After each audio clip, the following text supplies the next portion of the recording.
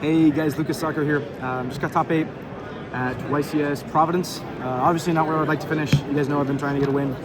This is the 5th YCS top of the season. I think I had a pretty good season. No more YCSs for me, unfortunately, until next season. We've got Nats, so we can always look forward to that in the points playoffs. Let's go ahead and get straight into the deck.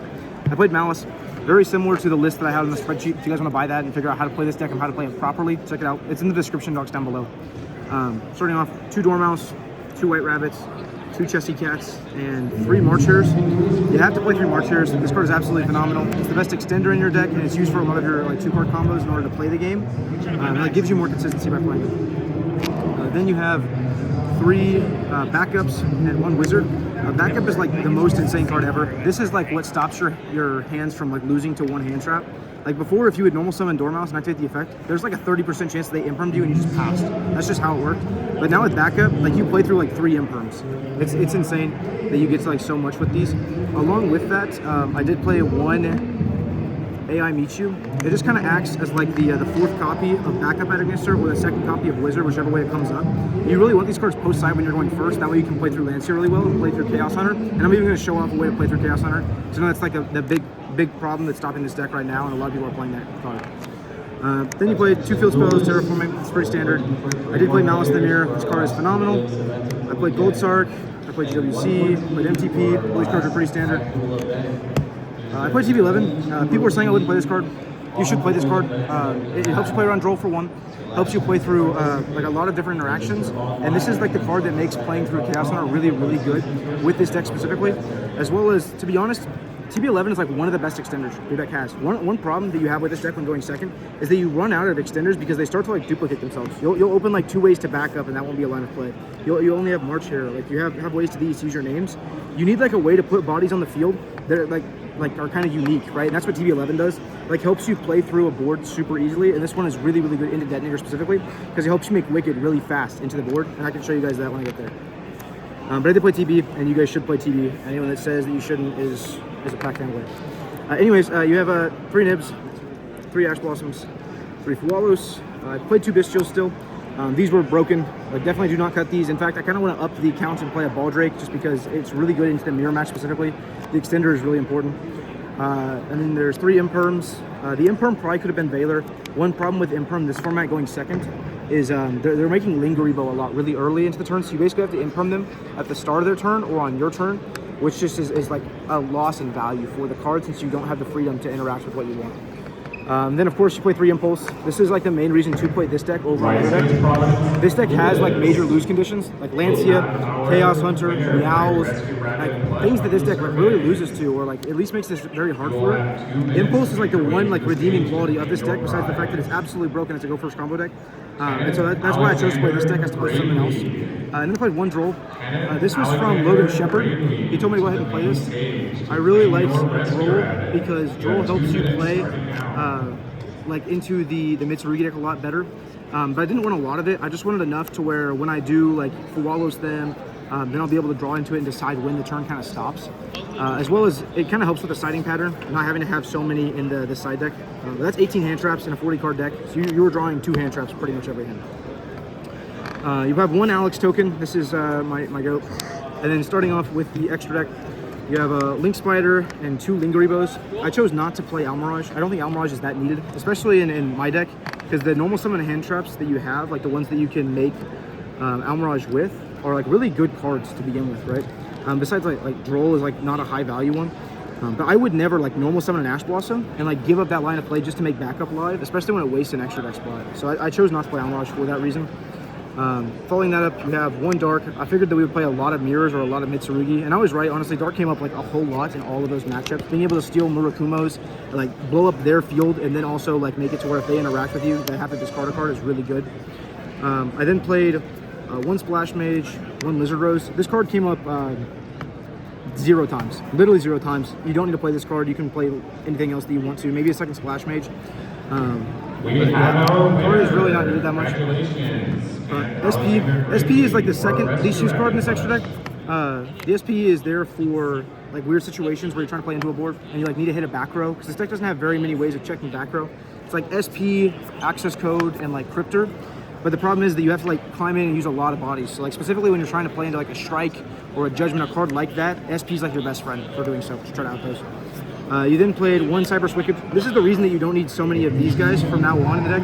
It's because this is your ability to access and banish your own cards, but it also gives you like additional searches while you're doing it, which helps you play through like basically every interaction in the game. With that, I played one Pit Knight. This is like the goo of the deck. This is specifically used to out Chaos Hunter, and I'll show you guys how you can do that and why this card's really, really good later.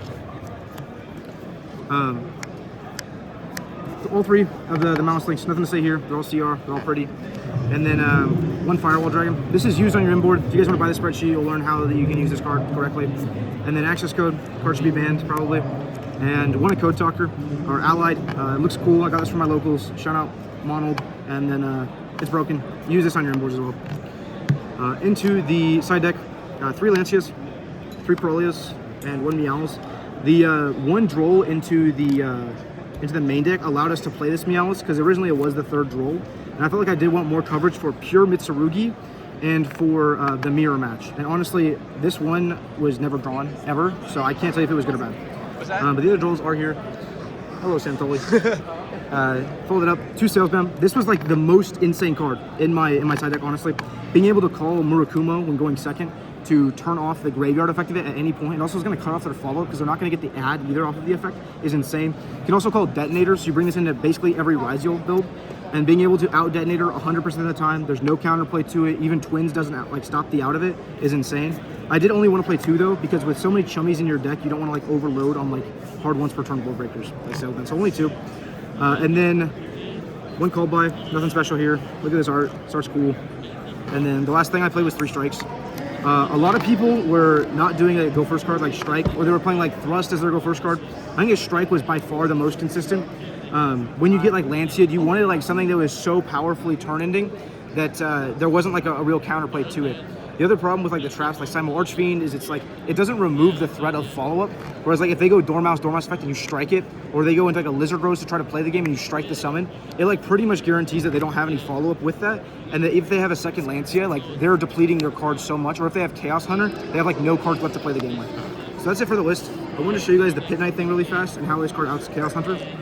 Yeah, I guess the question for you after the tournament as well is, would you still play it over Bomber? I assume yes, considering this. But... Yeah, Pit Knight's absolutely broken. It helps you play through the hands where you're supposed to lose the cards that beat you.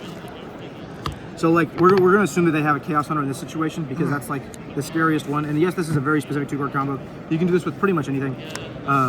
Let's assume that you go Dormouse effect, you banish like a Rabbit, and then you summon back Rabbit, and you go Rabbit effect, right? They Chaos Hunter you. We're going to assume that this is a Chaos Hunter. Card says you can't banish, Swamp Womp, very sad. You go ahead and use the effect here. You'll set your TB11. From there, you can go ahead and link 1 into a Lingaribo. And because of Lingaribo's arrows, this works really, really well. You can go backup effect, special it out. Backup is then going to go ahead and search for a Wizard. And then from there, you can go ahead and link these 2 off into a Pit Knight early, and you can use Wizard to go ahead and revive the Dormouse. From here, you have like a lot of ways to keep playing. The most common way that I found is you go Splash Mage here, and then you go Splash Mage effect, chain Pit Knight, and you negate their Chaos Hunter. Not only does this negate the Chaos Hunter, but if they have like a card that would stop Splash Mage, or they have a card that's chainable, like if they want to chain their March Hare from hand, trying to interrupt the Pit Knight from being able to activate directly to the Splash Mage, you can just link off here, and then make like a red ransom, and then go effect, effect, effect, and just negate the Chaos Hunter. And if you negate this Chaos Hunter, it's super, super good. The other thing is, like, if they negate this Splash Mage, one thing that comes up a lot in the mirror match specifically is that, like, say they negate this, you go ahead and link these 2 off here, you go Red Ransom, effect to add, you go ahead and negate this. You can climb up into access code, and then you can use access code to pop this, effective Red Ransom, because you banished it for access code, summon back. And then because they negated your Splash Mage, you can just make Dark in the mirror match. Oh, and that's you can insane. you can just take their Chaos Hunter, and there's nothing they can do. That's actually insane. Dark into Chaos Hunter is the most, like, diabolical combo ever. That's really cool. Yeah, so that's gonna be it. This is all the pricing. So you guys see it's everything here. Steam Deck, some placard things, some dice, very cool. It stinks that they announced the pricing would be better in the future right after you get it, but it is what it is. They want to give a quick shout out to the sponsors. Dueling Guard, Sleeve Chief, they're the sleeves I used all weekend. They're absolutely insane. Shout out to the Gaming Metro as well. And I just really appreciate y'all. Shout out to everybody from Moki Moki and the people that bought the spreadsheet, because that's just the best deck ever. And I appreciate y'all. Y'all have a great one.